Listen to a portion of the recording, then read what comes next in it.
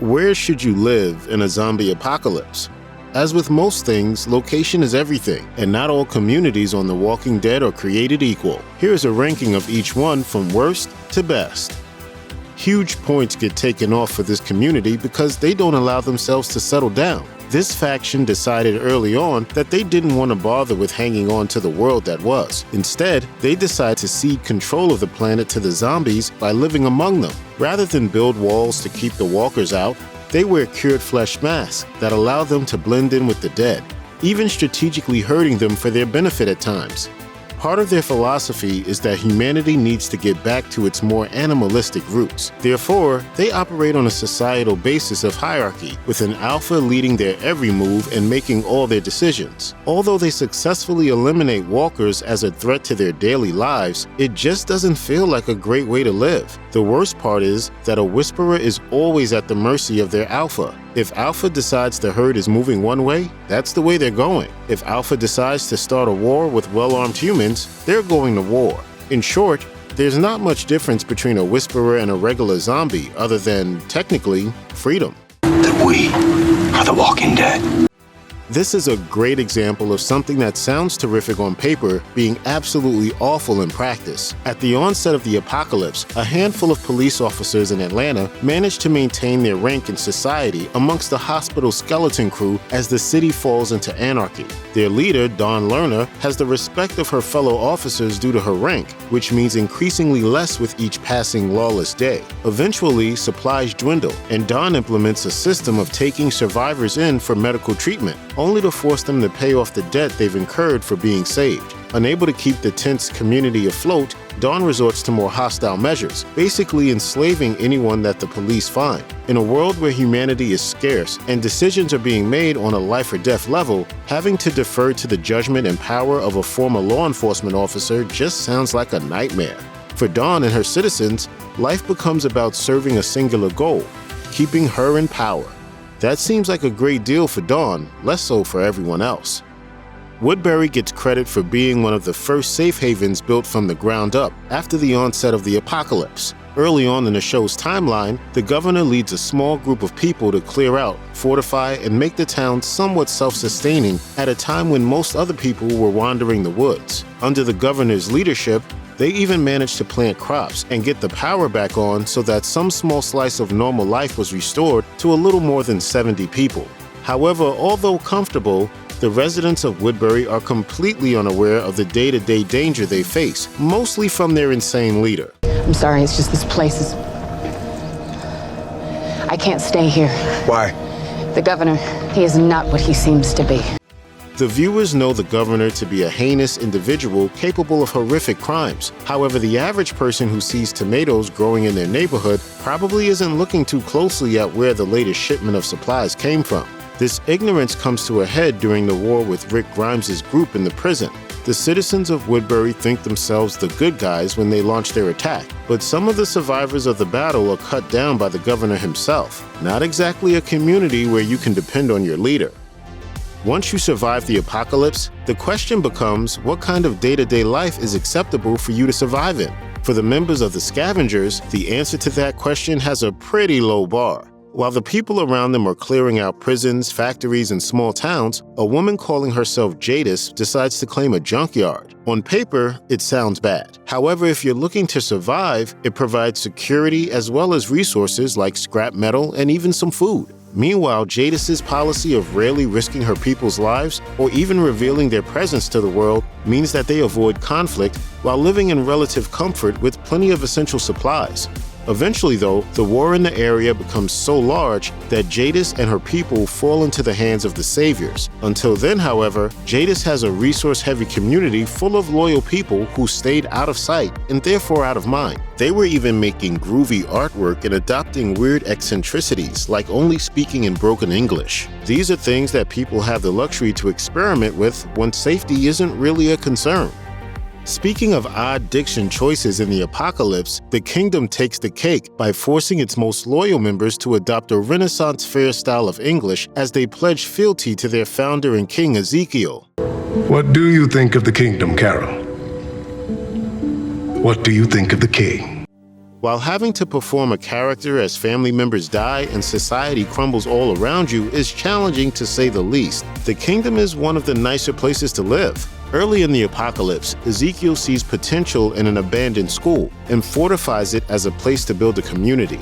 Unfortunately, it isn't around a lot of natural resources, nor is it in the most defensible spot. However, that doesn't stop him from putting in the work and turning it into a self-sustaining safe haven. Unfortunately, his hold on the kingdom is interrupted by the saviors coming in and demanding a piece of the pie. It doesn't take long before the resources and good nature of the kingdom and its citizens dwindle. While the community gets credit for changing with the times, the fact is that Ezekiel invests long-term in a place with a short expiration date.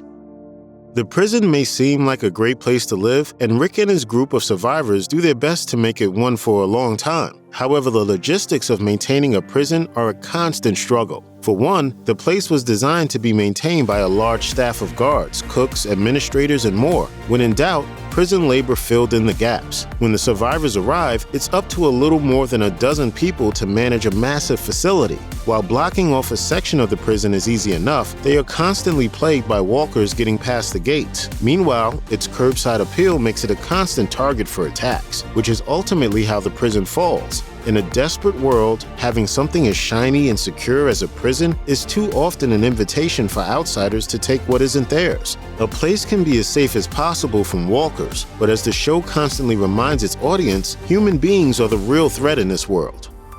The community of Oceanside is created after another settlement falls to the ruthless tactics of the savior Simon. After suffering a defeat that sees every male member of the society executed, the women and children flee to re-establish themselves elsewhere. They become the first group on this list to utilize their natural geography by putting the ocean at their back to prevent walkers coming at them from every side.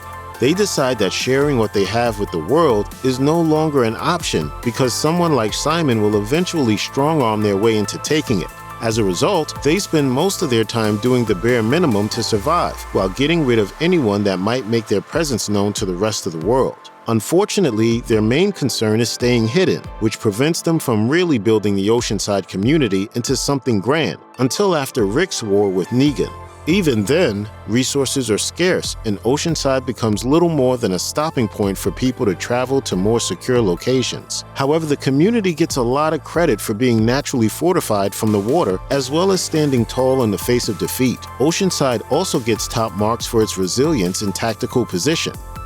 Fortified walls, an endless supply of fighters, resources, and a somewhat merit-based economy. If that sounds like a good time, the Sanctuary might be up your alley. Of course, it's not all sunshine and lollipops. Members of the Sanctuary are asked to join an incredibly unforgiving cult that promises safety in exchange for entering a debt system similar to that of Grady Memorial Hospital. If you decide that you're not happy with the deal, you can always run. However, Negan and the Saviors are powerful enough to collect on their debts. Unfortunately, all it takes is a run-in with Rick Grimes for everything to crumble. The problem with ruling by fear is that once you encounter someone that isn't afraid to take a few hits, you can't just take your ball and go home. Negan understands that, which is why he wages total war on Rick and his alliance of communities. He knows that there is no way to continue ruling by force if there is an equally powerful civilization in the area with a more enlightened view on corporal punishment.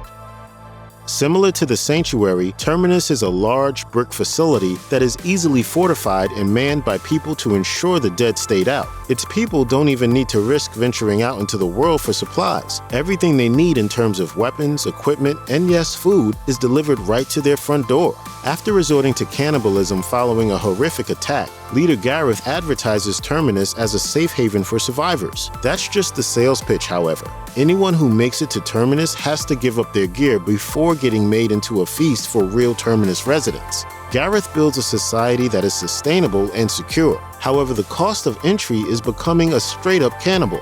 One can only survive so long on morally questionable societal means, but Gareth manages to make it last for a surprisingly long time. This safe haven has literally everything. Alexandria is a community that was converted from an upscale suburban neighborhood originally designed for sustainability. Once the apocalypse hits, a professor of architecture redesigns and fortifies the walls to ensure that both people and walkers can't get in. There's enough space in empty houses for people to really set down some roots, knowing that they don't have to worry about the wasteland outside. Plus, its location near a mall means years of guaranteed supplies before needing to look elsewhere. In short, Alexandria ticks off all the boxes of both safety and comfort. However, being comfortable and safe isn't always the best thing for people in an apocalypse. Similar to the prison, when you have something that looks this great to a desperate outsider, it will forever be a target. Since settling down in Alexandria, its citizens have done nothing but fight the outside world to varying degrees of success. Still, if you like a lot of danger and excitement in your life, Alexandria might be the place for you. It may not be the flashiest, it may not be the most comfortable, but it's definitely survived and thrived more than any other community with more potential. The Hilltop starts out as a historic museum house in Virginia before the apocalypse turns it into a safe zone. When the military abandons it, the survivors decide it's the perfect place to build a stronghold. Its location in the wilderness means that large invasions by walkers aren't likely and easy to see coming if the impossible does occur. Survivors can't really sneak up on the place, and if they did, they'd have large walls and guards with weapons to contend with. The community is even self-sustaining, with fertile ground and dependable crops without the need to venture outside. However, the true strength of the Hilltop is in its leadership. For all his flaws, Gregory was the exact person Hilltop needed to establish and secure the safe haven. However, when he proves ineffective as a wartime leader, the people are lucky enough to see Maggie take charge. When all else is failing around them, the Hilltop digs in and manages to survive, while other, more seemingly secure and stocked communities fall like dominoes. Not only is it a well-built place to live, but it's led by people who are just hardened enough to keep it safe without resorting to drastic measures. Check out one of our newest videos right here. Plus, even more Looper videos about your favorite television shows are coming soon. Subscribe to our YouTube channel and hit the bell so you don't miss a single one.